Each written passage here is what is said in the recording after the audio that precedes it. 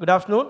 Welcome all to this session on Beyond Three Generations, the book by Navas Meeran, MSA Kumar, Feroz Meeran, and George Scaria. So only two of the authors are present here today. You already heard a brief bio about them.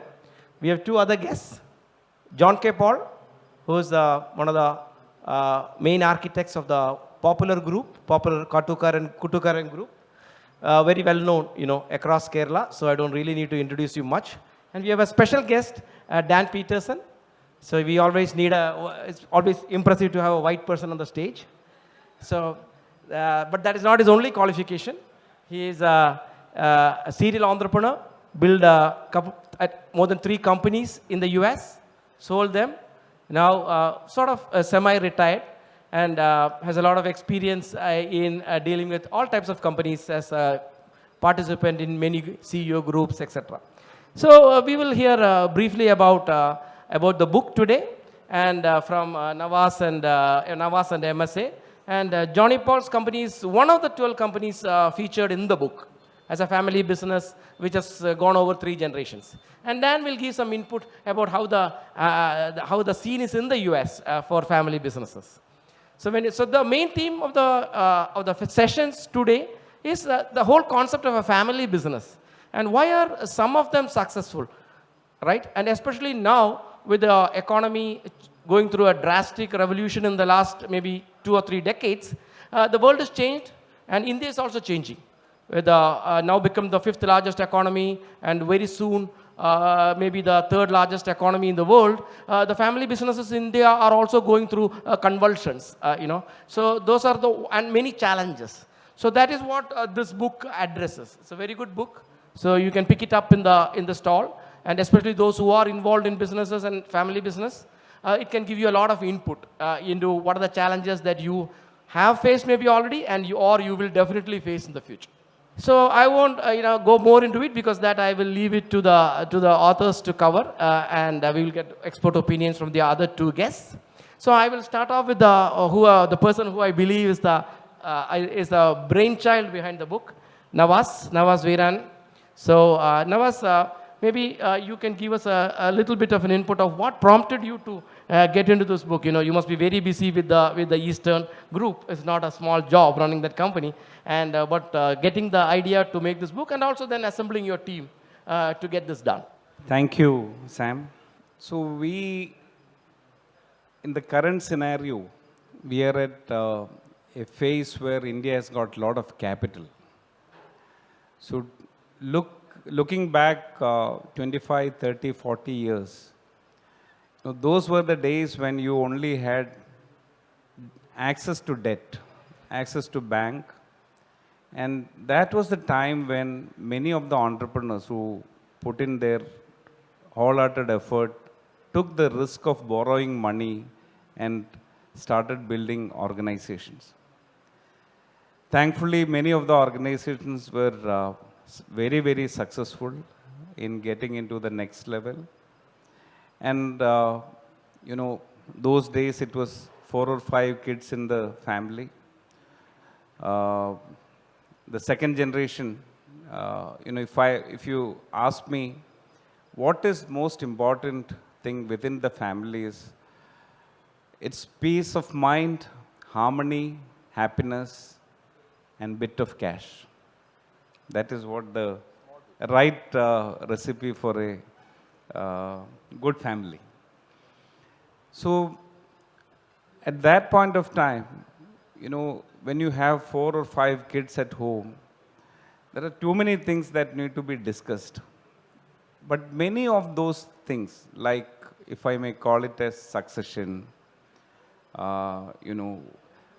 what is going to be the governance system, how do you scale it by bringing in the right professionals into the business? All these things, these are all soft issues, and many of the families try to push it under the carpet.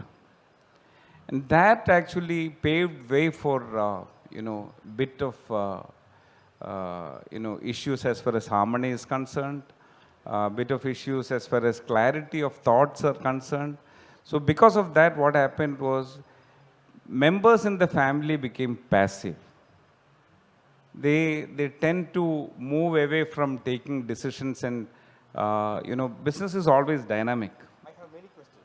You have, yeah. So you have to get to the point. Okay. You write the book. Yeah, so this, I think, I felt that there is a gap in this, and that's the reason why I thought we should get into this. And why this team? Why this team around you? Yeah, the team has got a lot of importance. Me and Firoz, my brother, we are from the family side of it. So we probably can call it as the promoters on one side. But on the other side, MSA Kumar, who is a very renowned professional in the state of Kerala. He was the managing director of AVT group of companies. So he is coming in from the professional side. So when we talk about succession, when we talk about the intricacies of family business, we wanted to bring both the aspects into picture. That was the reason why MSA came into picture. Great, thanks. So MSA, that leads to you. I mean, you had such an illustrious career in so many well-known brands, like ending with AVT as a CEO. So why did you choose to enter this profession, like advising and consulting for family businesses? Yeah, well, since I worked with multinationals like Santhosh, Bayer, then came into a family managed business, A.V. Thomas and Company, which is out of Chennai. So when Navas and I discussed that, I thought it's the right time to sort of merge these two, because the multinationals, as you know, have excellent systems and processes and controls. Family business is mostly run on emotions.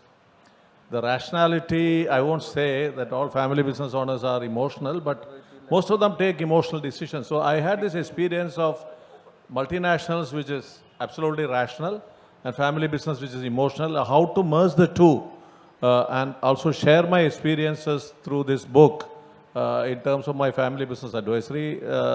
Sam, answering you, last almost close to 10 years, I have been advising family businesses. So most of the things which are mentioned there also is my experience as a family business advisor. But a follow-up question to you. So why does India have so many family businesses? And why did you choose like these 12 specific companies in your book? Yeah, good question. Actually, 75% of Indian businesses are family businesses. And 90% of that 75% are micro, small and medium enterprises, what we call as MSMEs. So answering your second part of the question, okay, it's basically because they are MSMEs, they contribute to the GDP. A recent estimate showed that these MSMEs, 90% of the 75% of Indian businesses, are about 30% contribution to the GDP. So it's a big chunk out there. And coming to the second part of your question, why did we select this 12? Because, see, there are a lot of things. I mean, not too much books are available on family business, not many. But whatever is available are talking about Murugapas or the Reliance or Godrej. The big guys. Big guys. I mean, there's no point in emulating them because they are well settled sort of systems. So selecting these 12 MSMEs was basically keeping that in mind, that we need more wisdom from these successful family business owners who have navigated through the ups and downs and who have reached a stage where they have really done well for themselves. That's the reason. So that makes me go to Johnny, who's a popular, has done so well, right? And you are have a lot of connections to Calicut. You are an engineering graduate from REC Calicut. So could you give us a little more of where popular is now, and what are your thoughts on this? Okay, I was just looking at the time. Good afternoon. See, my my personal connection to Calicut is that I studied at the REC, okay, Calicut. And those 5 years was a great time after a boarding school. So, you get the freedom. So I knew Calicut quite well then. But our first encounter with Calicut was not my personal encounter with Calicut. Actually, as people in Calicut know it as Randangate, near the second railway crossing. Wants, for example, right of first refusal. When you talk about exit. Exactly. If the family members want, okay, right of first refusal, you should go to the brothers. That is put as part of the constitution. So there is a proper understanding. Okay, so Navas, coming back on to the unlocking part of his, basically we are all here to create value. But when you all create value, but the moment it comes to unlocking value, you will look at, what will be the society's view on you. Your dad has created it. Lot of these sort of soft issues will come up. To my viewpoint is that, when you create something, you should also be able to take advantage of that. You should be able to unlock it. So to unlock the value, there should be consensus within the family. So within the family, people should understand that, as like what Johnny Chaitan just mentioned, what is going to be the future of the business, what is going to be the participation from the family side of it, and if you want to put, eggs in different baskets, then this is an opportunity where you can create some liquidity, put money into different businesses. May not be running the business, but you probably might be acting as a portfolio manager. Yeah. So these are all opportunities in front of the family. But so can you give us some details of your journey in that? Yeah, in our case, what happened was right from 2004 onwards. In 2004, we were able to raise $10 million at that point of time. That $10 million... Diluting how much? How much was diluted? We went with a different model. We in fact didn't dilute much. We went in as a future valuation model. So in the second, this thing, when we valued that 10%, 10 million, it came to only 13%. So 10 million valuation came to 13%. But if you had not performed, you might have lost more. Yeah, we would have lost more. So you took a risk. We took a risk, and we probably, we could make out that convenience is driving the business. So when you get to nuclear family, you will have to have a lot of these sort of products being consumed. So our bet was really on a positive side. So we gained out of it. That was the first round. That was the first round. And the second round came in, we brought in a partner which added value to our business. And they were the largest... So it was not money. They are bringing in some other thing. Money. It was not just money. They added value to our business, and they were the largest spice company in the world. Wow. So that helped us. And in the third round, we got an opportunity to work with a group who is specialized into hyper-local intervention. When you say hyper-local intervention, they come to Kerala, they will get to the best of brand in Kerala. If they go to Tamil Nadu, they will go with the best of brand in Tamil Nadu. So here in Kerala, we have more than 50% market share. So they got interested in us. But the advantage which family got was, we were able to retain the legacy by being partnered with them. So that is the one thing which, now probably, I don't know, they also might go public.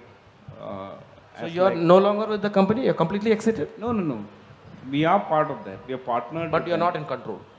I'm till March of 31st, I'm running the show. Beyond March, I will move out of... and shareholding also will be shareholding will remain. No, below 50%. Our shareholding, when we diluted only 67%, 33% was retained. But we were lucky enough that, the combined entity, they gave us 10% equity. Oh. So that's how it is. So now we have become part of a 2,500 crore company with a 10% equity stake. Congratulations. I think that's a great achievement. So maybe I'll jump to Dan. Dan, you heard earlier, Johnny also talking about typically his thoughts on why the third generation, fail. What are your experiences in the US on why they're also the third generation typically doesn't do very well? What are your thoughts? So every organization is perfectly aligned to get the results it gets. Families are specialty, relationships. The organization, the alignment of a commercial organization is to generate and maximize financial results. The benefits that are at play in a family organization it is the pursuit of benefits, but they're the kind of benefits that you were talking about before. Collegiality, some financial security, the relationships between the people. This, I think, is a fundamental potential misalignment in a family business. So basically values, you're talking about the values. Yeah, in one case you have a The business. book addresses a lot on the values. Yeah. The commercial side is about creating financial value. I would argue that in most cases a family business is about emotional value. And that can be an interesting trap in both sides. It causes, in my observation, in some companies, family businesses, by the time you get to the third generation, entitlement has become, embellished in the organization. And you can have incompetence because it's relationship rather than competence that has been the metric. Interestingly, it's a double-edged sword because it's also a trap for a competent third generation leader. Because whether it's true or not, the world will tend to look at that new third generation leader. Is he there because he's competent? Yep. Or is he there because You he's addressed a that relative? in the book also very well. Right? Yep. And there are both cases. There are third generations who are hopelessly incompetent. Yep. But there are also, in my group the groups that I But work I think in, to every parent, the child is the best, right? Yeah. The child. Kumar, that brings back to the point of the succession plan, right? Yeah. You take us through a lot in the book. But so how does companies, especially family businesses, the second generation, work out of the succession plan? A big challenge again, as Dan was mentioning, that when you talk about two buckets, entitlement and meritocracy, entitlement can go with ownership because that is shareholding. Whereas when you come to succession planning, if it's meritocracy, it is performance. Okay. Now, it can so happen that a bright father, intelligent, articulate, excellent leader, he can also produce a child who is a dud, who doesn't know anything to do. He is not articulate, he cannot get along with people. It can happen, and also vice versa. If the father is a dud, he cannot do anything, he can produce a son who is bright and intelligent. So when you talk about meritocracy, you told, my son or my daughter is the best. They will. But Typically, every parent. but many parents, when they've reached a stage where the patriarch is successful, no, my son cannot get into my shoes. Oh. He is incompetent. That thought also is there. So coming back to your question on succession planning, it's not easily said and done. We make it as part of the constitution, where we can say the lofty principle, it should go by meritocracy, not by entitlement. But not easy to... So how do companies handle this now? How do they handle the problem? You need an advisor like me. No, in the sense, the father... You need somebody from the outside. Outside, exactly. I mean, I was not joking when I say... A third party. Third party. A trusted third party. Trusted third party, exactly. That is where things have to be talked to. And no, here again, the family business are very reluctant. Today I am advising writing a constitution for a Chennai company. So there is generation 3. So I told, look, let us start with the performance appraisal of generation 3. They told, no. Start from generation 4. So even when you talk about meritocracy, there is a resistance. Yeah. So succession planning has to be done in a scientific manner, possibly with the help of a trusted Outside consultant. And what do you think, Johnny? I mean, you went through the succession, right? Third generation now. How did you implement that in your group? See, first of all, our constitution is now almost 10, 12 years old. Okay. It doesn't mean that it's written on stone. It definitely isn't written on stone. There are enough and more issues that we keep talking about, trying to, come out of it. And they are personal, especially when it goes to from one generation to the other, there are a lot of personal issues that keep coming up. But the basic thing, when we wrote our constitution, the first thing that we wrote is that this organization must live 1,000 years. Fundamentally not about 1,000 years, it's about perpetuation. Okay.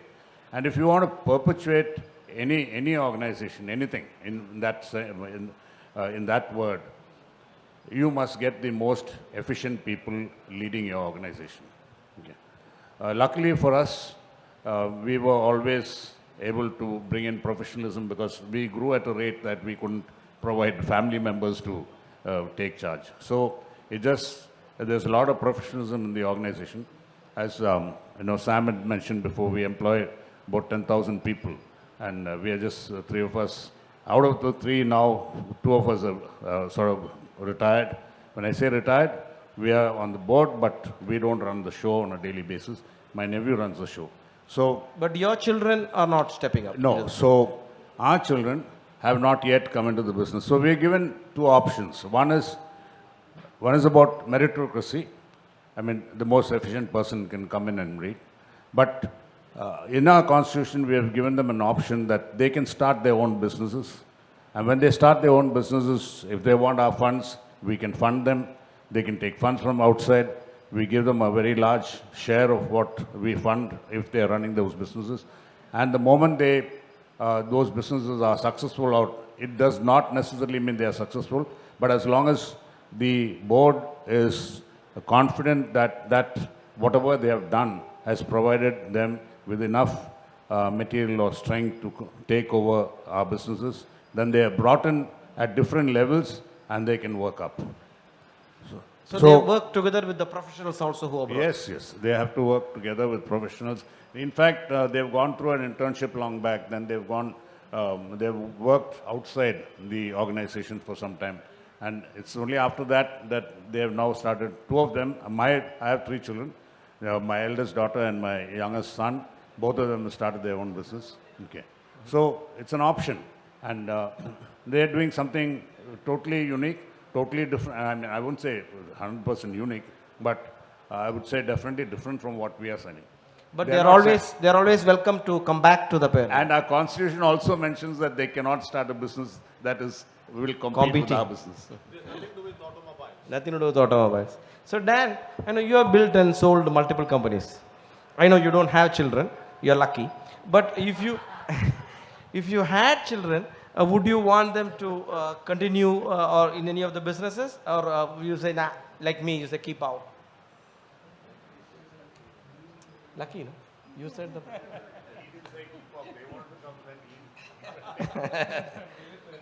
Dan, would you want them to continue in your shoes? Hey, this is a company I built. Son, come and take over the whole world in front of you, right? You remember Lion King? As someone who doesn't have children, that's a perspective that I actually don't feel like I could have. You can adopt me. Well, so I will make one last comment that is appropriate for you. When we think historically, when we think about family businesses, we think about passing them from father to son. Okay. And we missed. That's sort of under the belt. For many decades, we missed some incredible talent pools because it's quite easy to produce a dud of a son and a genius of a daughter. Yeah. So I think one of the important changes that's happening is that as societies, we are beginning to consider the fact that the talent in the next generation may not be our son, might be our daughter. Great. Absolutely. The women are happy. So Navas, the Eastern group keeps it very quiet, but you do a lot of philanthropy. I mean, the school that you run in Adimali, the various other programs, all kept independent, but you have done, many people know. So what is the vision on that? And how do you think that will continue when the group is now controlled by, the other investors?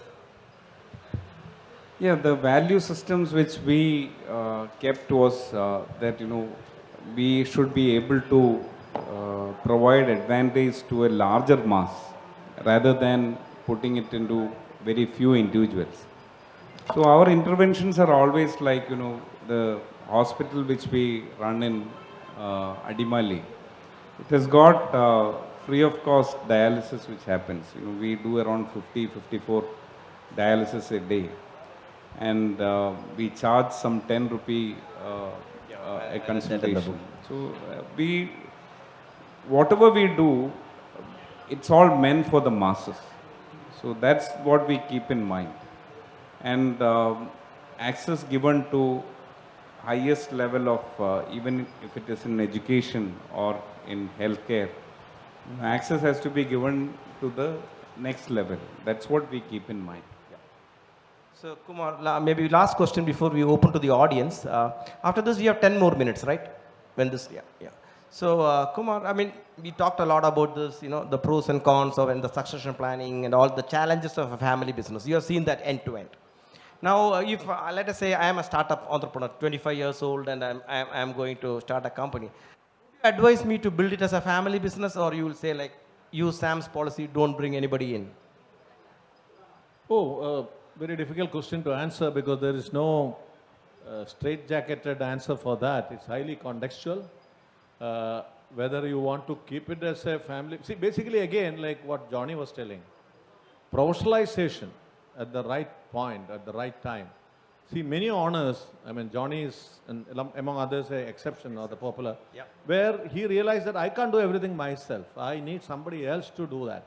But here again, I have about 8 clients now. Out of that, 4 clients have miserably failed in professionalization. I will tell you the reason. Because it's like, I give the analogy of a liver transplant. I mean, if there are some doctors in the group, a liver transplant, like suppose you are the donor and I am the receiver, okay? First your liver is tested or your body structure is tested and mine also is tested and the compatibility is established, correct? Then I get your liver. Then what the doctor say to MSA Kumar? MSA Kumar, you got Sam's liver.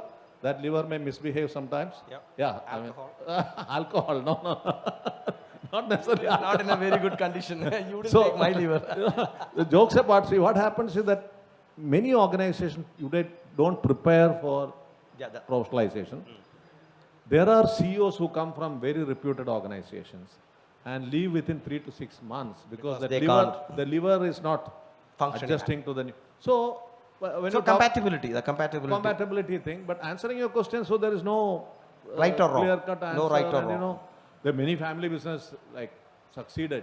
Like Popular is an example. Navas. But that was all 30, 40 years back it was started, right? So our context was that if I'm starting today, because I can then think through, right? Should I bring my brother in? If you start today, I mean, again, contextual. Again, very contextual. Situation based, Okay. Yeah. Thank you. So I will open the floor to the audience. Anybody with any questions? Yeah, please. Can you pass on the mic there, please? Hi, sir. The thing is, in a family-oriented business, every business for that matter will have some kind of a core value. That is some kind of a core value. And what happens, that core value will be decided by the promoters of those first generation, depending on their experience and their point of view. What happens if the second generation or the future generation do not agree with those values and I mean, they want to change. In a normal business scenario, if you are not able to convince the board of directors, you're out of it. But in a family-based business scenario, there's no way out. I mean, in future, that value will be automatically embedded, which might result in success or in failure of that business. So MSA, what do you think? I think it's a very good question, excellent question, because finally values dictate the durability, endurance of a business. Values, okay? In our book, there is a reference to old Orange County resort, which is now called as Evolve Back. Namada Natukara, Pala, Ramapuram brothers. They started Orange County because they had big coffee estates in Coorg, and later on they realized, okay, there is a lot of scope for improvement, and they ultra luxurious resort. They are got in Hampi and various places. So, Jose Ramapuram, who is one of the brothers, when we interviewed him, he clearly told, look, ours is an ultra luxury resort. And in our book, there is a 10 values which are put by the founder. 10 SOPs, which is become a blueprint and then became values. For everybody in Evolve Back to work through. Okay. I will not go through all the 10, then otherwise he will cut me off. But I have put something here which you can go through. It is in the book, it is in chapter 8. Oh, you got a book already. Congratulations. You will enjoy reading it. 142, 143, 144 page. These 10 things are mentioned. Quickly going through graciousness, cheerfulness, informally professional, knowledgeable, intelligent, generosity, straight from the heart, attention to detail, going the extra mile, and personalized service. Now, if you go to evolve back, I'm sure you are from family business? No. What do you do? Huh? Okay. Tax consultant. Tax consultant. Oh, you can definitely afford tax consultant. You go to Hampi ruins, go to evolve back, and whatever is put here, it's not a wall hanger in that group. It is practiced. Hampi ruins one night will cost about 65,000 rupees. That's why I asked, because being a tax consultant, you can definitely afford it. Anyway, where example is being mentioned, I will tell you two things, straight from the heart. So what he tells his marketing and sales staff, right from the heart, not from the head. Right from the heart, not from the head. Genuine, not superficial. See, you have got like many times, nowadays is little better, Air India you take, the air hostess is taking lot of trouble to smile. So we know it's not from her heart. I mean, because Air India has told, but now it's changed with Tata taking over. We'll go to the next. Yeah, so basically I think attention to detail, check spelling and grammar. And what Joe Ramanujan says, at the end of the day, single mistake doesn't sit well with luxury.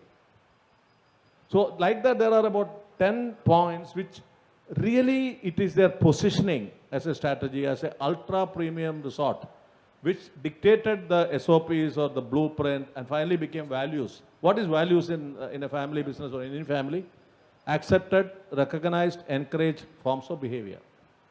So I think that is very good question, and please, since you have purchased the book, Go through it. You can look at through that and then get it. Any other question? Yeah, ma'am. Can somebody get a... Please, get the mic there. Yeah, Anandamani, maybe he can... Yeah, ma'am, next question. Yeah. I think we go back to Anandamani also. You wanted Yeah. to ask question, Anandamani? Yeah, No. he wanted to ask. One question to the entire panelists. See, when a family business grows, unless at one particular point of time, if you don't bring professionals into the system, the growth gets stunted. That is a general understanding. Does this panel feels that we should bring in professionals into the system down the line when the succession is being handed over or succession leadership come down? That is one question.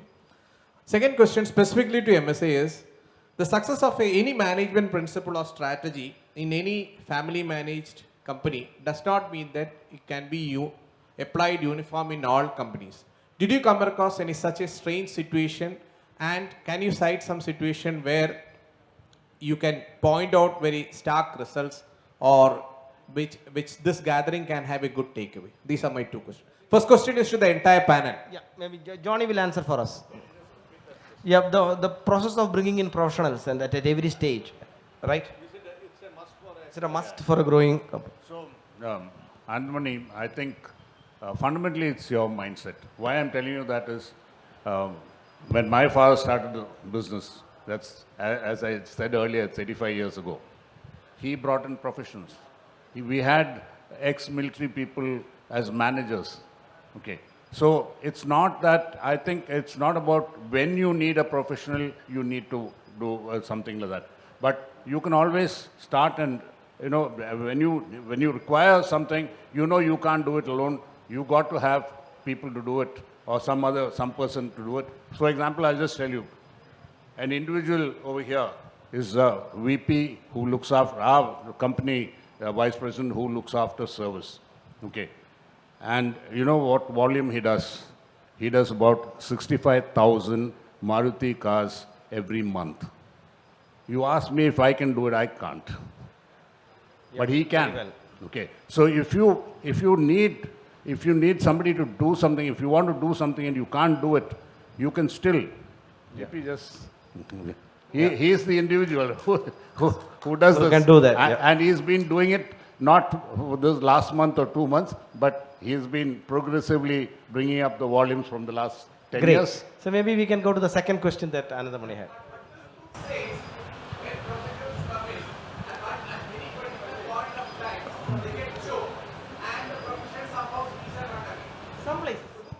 I mean, see, basically, Anand Mani, your question was more on growth of a family business and transformation of a family business. I have a simple formula. You know, caterpillar, puru. Transformation and growth of any business, leave alone family business, is not to make the caterpillar crawl faster. How do you make that caterpillar into a beautiful butterfly? And you know, they pupate, and if you really look at biology, it's a very amazing thing, and there are a lot of films which has come on that. The pain what that creature goes through when it gets transformed into a butterfly. Yep. That transformation is very important in family business, and there will be a lot of pain. Again, pain will be there more in family business because I have worked in Santhosh, Bayer. Pain used to be there, but we are all professionals. But it's not a father and daughter or two brothers. Yeah. And answering your, what was your second question? That was the question. Huh? Yeah. Oh, yeah. No. 1 minute. As far as family business advisory is concerned, one size doesn't fit all. And again, unlike medical field, you give a prescription and they start consuming the pill and get cured. That doesn't happen in family business. You have to administer the medicine because all interpersonal soft skills which come into play. Yeah. So prescription is not good enough. You have to handhold, you have to administer the medicine. Then only family business will work. Answering your question. And then only MSA will get more and more projects. I have no hidden agenda here. No, I have no hidden agenda. Yeah, so here. we are running out of time, so I'll just go to the last question, the lady in the front. I just want to ask about the concept of values with generation. I'm a daughter of a father. I'm a doctor. And my son is also into the profession of medicine. But he says, Mama, I don't want to be a Nepo kid. Nepo kid. That is... Nepotism, a Nepo kid. That is in our generation, the old generation, the one in 50s, we see like to be in the shadow of our father as a Abhimana. We are proud of it. But the younger generation, they are more individualized. They don't want to continue in that. They see it is so, their individuality will be reduced. Yeah, they want their own path. What can you say to that? Yeah, Johnny will answer that. How will we manage that? Yeah. Okay. So, my father had a philosophy. What he would say is, in Malayalam, in the sense that children are not toys. They are not something for you to play and enjoy. Okay. So what is your responsibility as a parent is to prepare them for their future. Would you know their future? No. Do they know their future? They don't. So what it actually means is that you just prepare them for any eventuality, right? So don't worry about what your children do. If they oppose you, it's actually nice. It's good that you also grow. Because my kids do a lot of technical stuff. I am also forced into it. So my generation, my classmates are surprised the amount of technical things that I can do. But it's basically because unless you're challenged, you don't do anything. You can also improve. It doesn't mean that you just have to, adopt everything. Let them go, let them fly. They won't go wrong as long as you've given them the values. Just let them fly. They'll prove themselves. Yeah, I think we have to close. I think he's already given the bell. But it's a very interesting question now.